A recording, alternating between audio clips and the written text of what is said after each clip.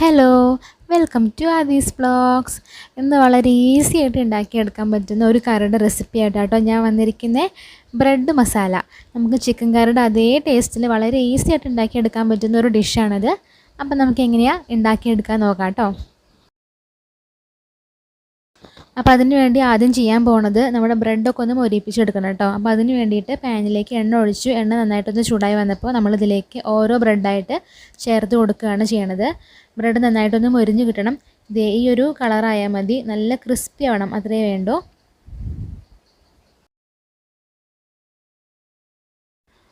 അടുത്ത സെറ്റ് ബ്രെഡും കൂടി ചേർത്ത് കൊടുത്തിട്ടുണ്ട് ഒന്ന് മൊരിപ്പിച്ചെടുക്കാൻ വേണ്ടിയിട്ട്. ഞാനിവിടെ കറി ഉണ്ടാക്കാൻ വേണ്ടിയിട്ട് 8 പീസ് ബ്രെഡായിട്ട് ഉപയോഗിക്കണേ. ബ്രെഡൊക്കെ നന്നായിട്ടൊന്ന് മൊരിഞ്ഞ് വന്നിട്ടുണ്ട്. നല്ല ക്രിസ്പി ആയിട്ടുണ്ട് കേട്ടോ. നമുക്ക് കടിക്കുമ്പോൾ അത് റസ്ക് കടിക്കേണ്ട ഒരു ഫീല് വരും. ഇനി നമുക്കിതൊക്കെ ഒന്ന് ചെറിയ പീസായിട്ട് കട്ട് ചെയ്ത് കൊടുക്കാം. ഈ ഒരു വലുപ്പത്തിൽ ചെറിയ പീസുകളായിട്ട് അതൊന്ന് കട്ട് ചെയ്ത് വയ്ക്കാം. ഇനി നമുക്ക് കറിയിലേക്ക് കടക്കാം. അപ്പോൾ അതിന് വേണ്ടി എണ്ണ ചൂടായിട്ട് വന്നപ്പോൾ അതിലേക്ക് 1 ടീസ്പൂൺ ഇഞ്ചി വെളുത്തുള്ളി പേസ്റ്റ് ചേർത്ത് കൊടുത്തിട്ടുണ്ട്. നന്നായിട്ടൊന്ന് ഇളക്കി കൊടുക്കുക. ഇതിലേക്ക് 2 വലിയ സവാള ചെറുതായി എരിഞ്ഞത് അതും കൂടി ചേർത്ത് കൊടുക്കുകയാണ്. എന്നിട്ട് നന്നായിട്ടൊന്ന് വഴറ്റി കൊടുക്കുക.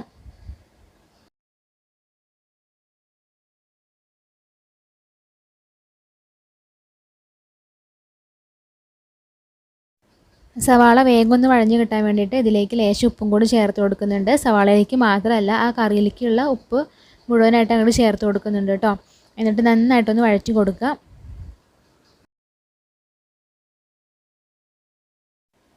സവാളയൊക്കെ നന്നായിട്ടൊന്ന് വഴഞ്ഞു വന്നിട്ടുണ്ട്. ഇനി ഇതിലേക്ക് 2 പച്ചമുളക് അരിഞ്ഞതും അതുപോലെ കുറച്ച് കറിവേപ്പിലയും കൂടി ചേർത്ത് കൊടുക്കുകയാണ്.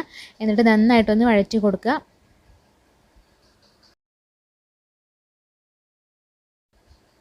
ഇനി ഇതിലേക്ക് 1 തക്കാളി അരിഞ്ഞതും കൂടി ചേർത്ത് കൊടുക്കുകയാണ്. എന്നിട്ട് നന്നായിട്ട് എല്ലാം കൂടി ഒന്ന് വഴറ്റി നന്നായിട്ടൊന്ന് മിക്സ് ചെയ്ത് കൊടുക്കുക കേട്ടോ.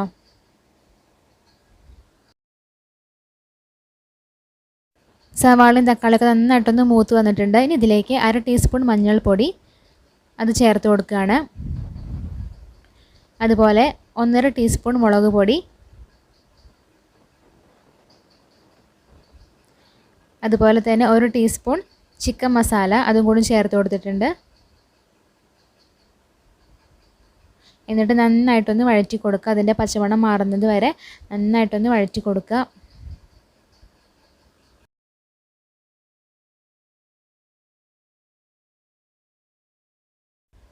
ഇനി ഇതിലേക്ക് 1 ടീസ്പൂൺ ഗരം മസാലയും കൂടി ചേർത്ത് കൊടുക്കുകയാണ്. എന്നിട്ട് നന്നായിട്ടൊന്ന് വഴറ്റി കൊടുക്കുക. അതിൻ്റെ എല്ലാം പച്ചമണം മാറുന്നത് വരെ നന്നായിട്ടൊന്ന് വഴറ്റി കൊടുക്കുക കേട്ടോ.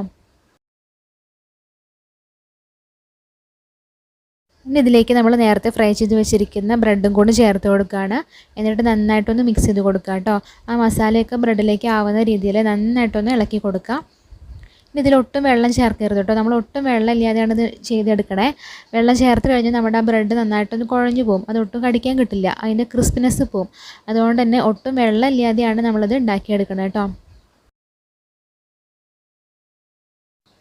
ഗാർണിഷിങ്ങിന് വേണ്ടി ലേശം മല്ലിയിലയും കൂടി മെതിരി കൊടുത്തിരിക്കുകയാണ്. അപ്പോൾ ഇത്രയേ ഉള്ളൂ നമ്മുടെ simple and tasty bread masala recipe. എല്ലാവർക്കും ഇഷ്ടമായെന്ന് വിചാരിക്കുന്നു.